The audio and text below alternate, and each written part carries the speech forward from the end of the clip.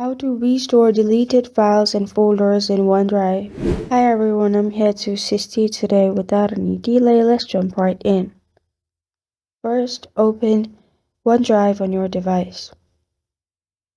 Here, click on Recycle Bin on the left side.